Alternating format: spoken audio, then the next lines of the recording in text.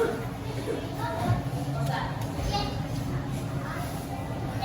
kasih waktunya 1 menit. Ayo, ini hanya 9 aja. Ada hidung, taring. Ditulis saja ya. Ditulis saja. Ayo. Nggak usah, hanya ditulis saja. Tulis aja 1, hidung, 2, taring, kemudian taring, kemudian trakea. Nggak usah, hanya ditulis saja. Tulis aja organ-organ pernafasan manusia apa saja itu. Ada 9. Ada hidung, taring, laring, trakea, paru-paru. Ayo. Sudah? Ayo.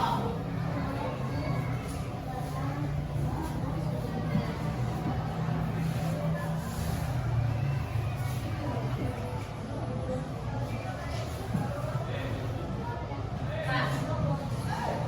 Bronkus, bronkiolus, alveolus, bronkiolus. Bronkiolus, bronkus, alveolus, diafragma. Sudah?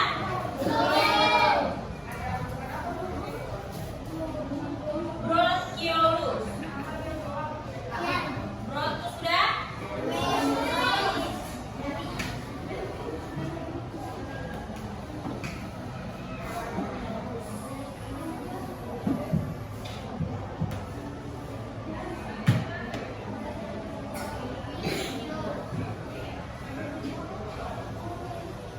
Sudah?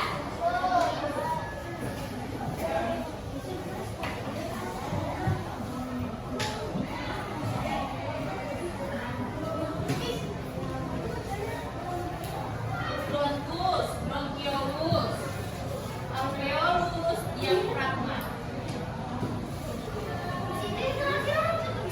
Gimana? Diafragma. Sudah ya?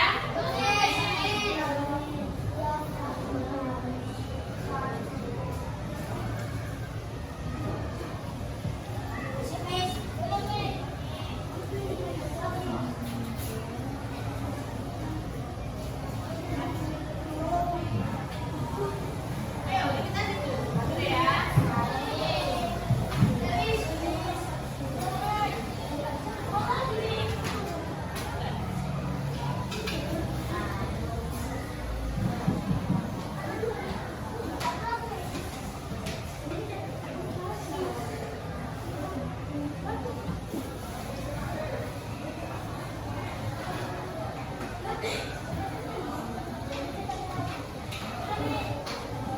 Oke. Sekarang kita akan berlanjut tentang karakteristik dan fungsi hidung. Nah, sekarang kita akan membahas satu persatu dari organ-organ pernafasan manusia. Yang pertama tadi ada apa? Ya, ada hidung. Yang dimana hidung ini memiliki fungsi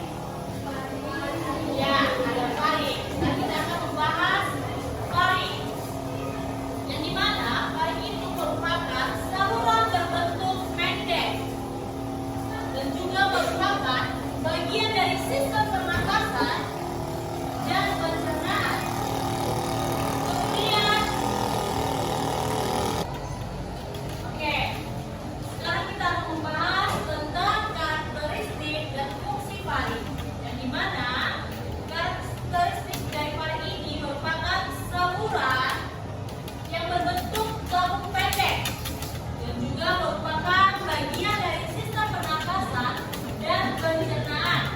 Kemudian menghubungkan rongga hidung dan mulut ke laring esofagus. Dan yang terakhir dapat menutup sebagian saat menelan atau dengan bantuan epiglotis. Nah, yang dimana faring ini merupakan saluran yang menghubungkan rongga dari hidung dengan laring, yang dimana faring ini juga berfungsi sebagai jalur udara untuk menuju laring dan juga berperan dalam sistem pencernaan sebagai jalur makanan menuju esofagus. Nah, sekarang kita akan membahas setelah faring. Tadi apa lagi? Apa? Iya. Kita akan masuk bahas ke dalam karakteristik dan fungsi laring. Nah, jadi coba perhatikan gambar ini. Ini adalah merupakan gambar dari fungsi atau karakteristik laring. Nah, yang dimana laring ini dapat mengandung pita suara atau vokal, kemudian dapat membuka dan menutup atau fungsi penting atau saat menelan, dan diperkuat oleh tulang rawan atau disebut kartilago, yang dimana termasuk kartilago ini tiroid atau disebut jantung. Yang biasanya jantung ini berada di apa? Di leher. Itu biasanya cowok ya, cowok. Nah, yang dimana fungsi laring ini terletak di bawah faring, dan juga laring mengandung pita suara yang memungkinkan manusia berbicara. Nah, sekarang kita akan membahas apa? Trakea. Ya, kita akan membahas trakea.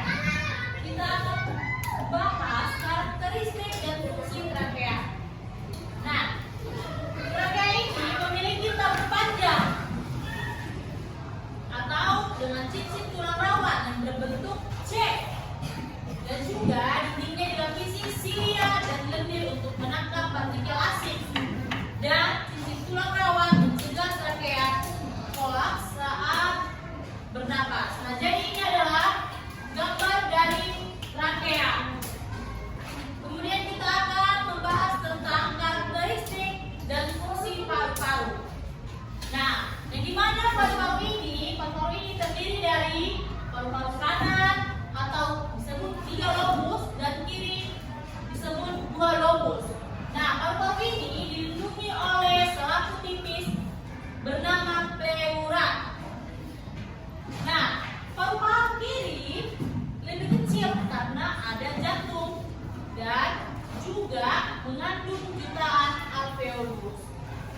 Nah, jadi paru-paru adalah organ utama dalam sistem pernafasan yang terdiri dari lobus-lobus dan berfungsi sebagai tempat perputaran gas antara udara.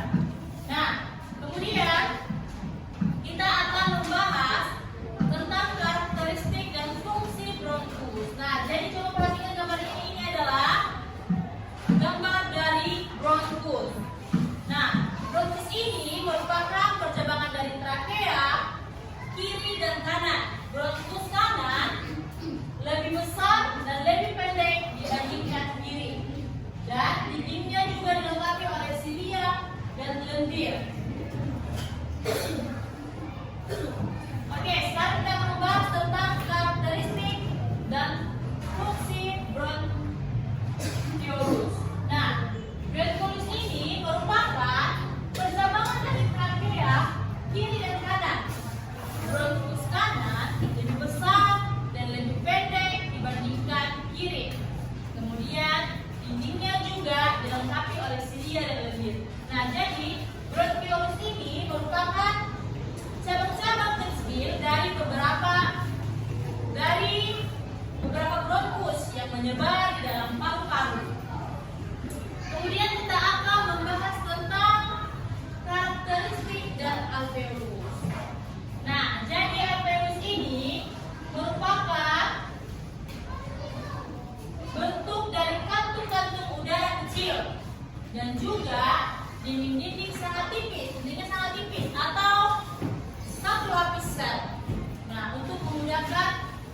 isi gas.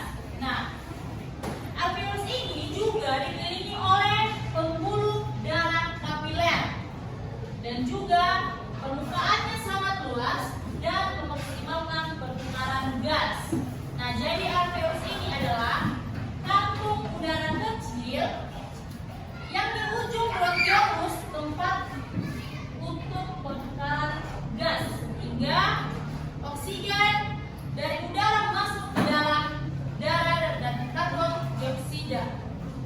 Kemudian kita akan membahas tentang karakteristik dan fungsi diafragma, yang dimana diafragma ini seperti kubah atau parabola, tipis namun kuat.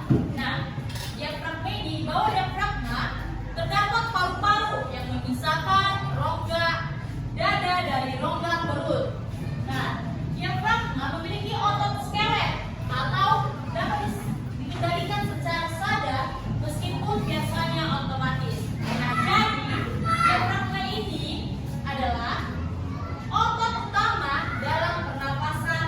Saat kita bernapas, diafragma akan bergerak ke bawah dan membuat ruang di dada jadi akan lebih besar sehingga udara akan masuk ke paru-paru. Nah, tadi kita sudah membahas beberapa organ pernapasan manusia. Nah, sekarang kita akan memasuki tentang proses bernapas. Nah, coba proses bernapas ada berapa? Ada berapa? Apa saja?